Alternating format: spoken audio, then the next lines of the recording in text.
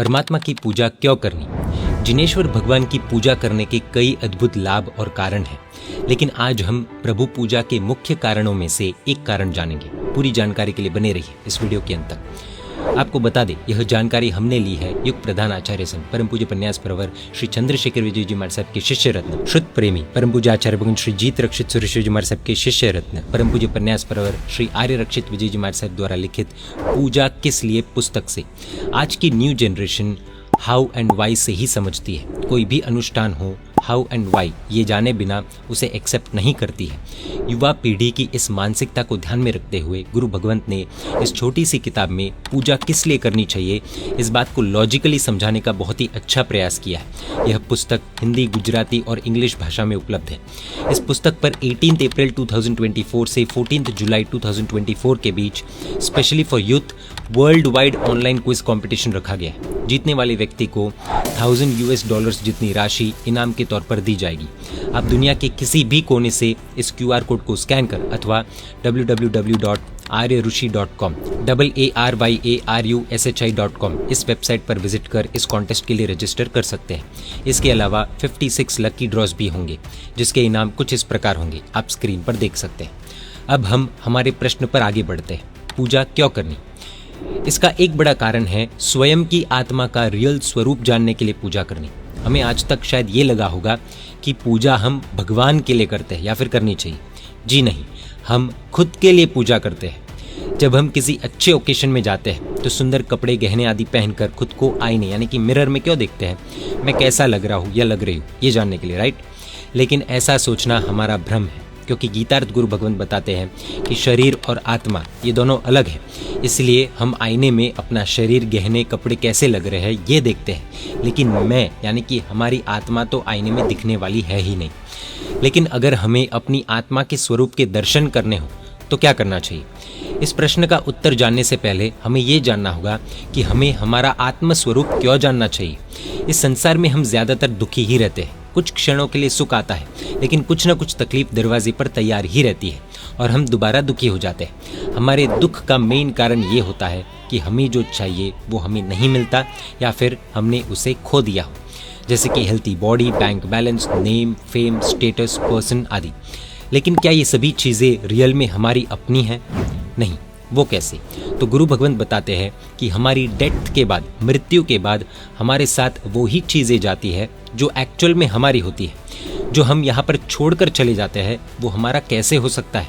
Bank balance, name, fame, status आदि मृत्यु के बाद हमारे साथ नहीं ही आएगा, तो वो हमारा कैसे हुआ? देखिए, व्यवहार में भले हमें जिम्मेदारियां निभानी पड़ती हो, पैसे कमाने पड़ते हो, भाग दौड़ करनी पड़ती हो, लेकिन माइंड में क्लैरिटी पक्की होनी चाहिए कि जो हमारा है ही नहीं उसके पीछे दिन रात हम मेहनत कर रहे हैं, भाग दौड़ कर रहे हैं, चिंता कर रहे हैं। ये सच्चाई मृत्यु के समय अवश्य हर एक व्यक्ति को रियलाइज होती ही है। प्रश्न उठ सकता है कि अपना क्या है और पराया क्या है, वो हमें कैसे पता चलेगा? तो वो जानने के लिए ही हमें अपना आत्म स्वरूप जानना ज़रूरी है। अगर हम एक बार आत्म स्वरूप को पहचान गए तो बहुत से दुखों से हम ऐसे ही बाय डिफ़ॉल्ट बिना कुछ किए दूर हो सकते हैं।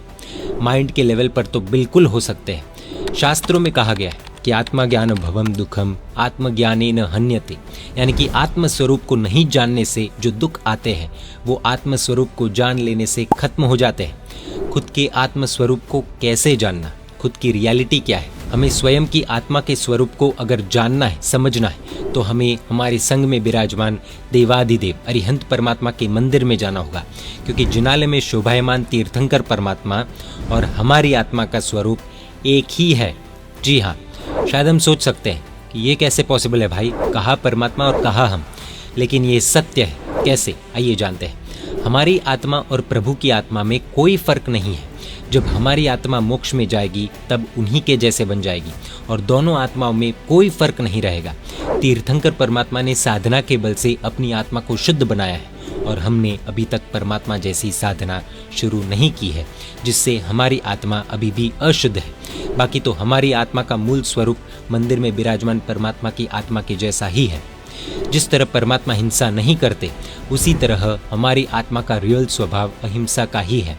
जिस तरह परमात्मा गुस्सा नहीं करते, उस तरह हमारी आत्मा भी रियल में बिना गुस्से की यानी कि क्षमावान है। जिस तरह परमात्मा स्वार्थी नहीं है, उसी तरह हमारी आत्मा भी रियल में स्वार्थी नहीं है। जिस तरह परमात्मा में नम्रता, वीतरागता, सर्वज्ञता, उदारता, सर्वजन प्रियता आदि संपूर्ण गुण भरे हुए हैं, उसी तरह हमारी आत्मा में भी मूल में ये सारे गुण दबे हुए पड़े ही है। जैसे जैसे हम परमात्मा की तरह साधना में आगे बढ़ेंगे, वैसे वैसे ये सभी गुण हमारी आत्मा में से बाहर प्रकट होते रहेंगे और एक दिन ज़रूर ऐसा आएगा कि हमारी आत्मा भी परमात्मा बन जाएगी। इस रियलिटी को जानने के लिए परमात्मा की पूजा करनी चाहिए। It is like going one step closer to the reality of who we are. यहाँ पर कई लोगों को प्रश्न होगा कि अगर हमारी आत्मा प्रभु की आत्मा जैसी ही है तो हमारी आत्मा में दोष क्यों है, और अगर दोष है, कर्मों का मैल है, तो कर्मों के मैल से गंदी बनी हुई आत्मा को हम किस तरह साफ कर सकते हैं। इतना ही नहीं, न्यू जनरेशन के दिमाग में उठने वाले प्रश्न जैसे कि पूजा के बदले सिर्फ दर्शन कर ले तो क्या तकलीफ है, पूजा में हिंसा हो फिर भी करनी चाहिए, ऐसा क्यों, परमात्मा ने स्वयं अपनी ही पूजा करने के लिए क्यों कहा, इत्यादि कई प्रश्नों के लॉजिकल आंसर्स इस बुक में से अवश्य मिल जाएंगे। पुस्तक प्राप्त करने के लिए और कॉन्टेस्ट में रजिस्टर करने के लिए ये वेबसाइट विजिट कर सकते हैं www.aryarushi.com। अधिक जानकारी के लिए वेबसाइट पर चैट सपोर्ट में अपनी क्वेरीज भेज सकते हैं।